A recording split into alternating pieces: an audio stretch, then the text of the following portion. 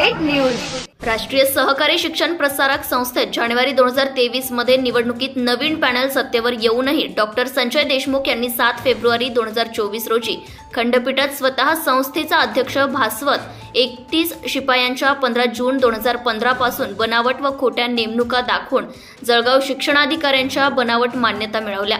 परंतु नाशिक येथील शिक्षण उपसंचालक कार्यालयाने वेतन सुरू करण्यासाठीचा शालार्थ आयडी प्रस्ताव नाकारल्यामुळे उमेदवारांना प्रतिवादी करत याचिका दाखल केलेली होती। ही याचिका दाखल होताच विद्यमान सचिव बाळासाहेब चव्हाण आणि चेअरमन डॉक्टर विनायक चव्हाण यांनी 1 मार्च 2024 रोजी हस्तक्षेप करून सर्व वस्तुस्थिती न्यायालयाच्या निदर्शनास आणून दिली। त्यामुळे याचिकाकर्त्यांची पोलखोल झाल्याने त्यांनी घाईत याचिका मागे घेण्यासाठी अर्ज केला होता। तो अर्ज कोर्टाने फेटाळत कागदपत्रांची खरी माहिती मागवली, परंतु ती याचिकाकर्त्यांकडे नसल्याने व खरी माहिती लपवल्याबद्दल माननीय न्यायाधीश कनकवाडी आणि माननीय न्यायाधीश SG चपळगावकर यांनी 15 दिवसात 1 लाख रुपये दंड भरावा असे आदेश देत याचिका निकाली काढली आहे।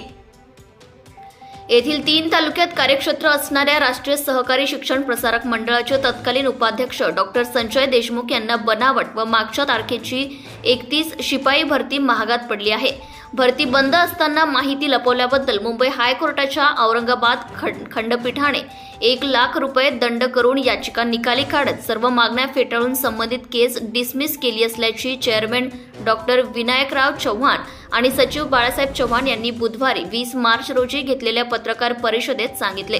यावेळी दुय्यम चिटणीस रावसाहेब साळुंखे, संचालक भैयासाहेब पाटील, ॲडव्होकेट साहेबराव पाटील यांच्यासह इतर संचालक उपस्थित होते।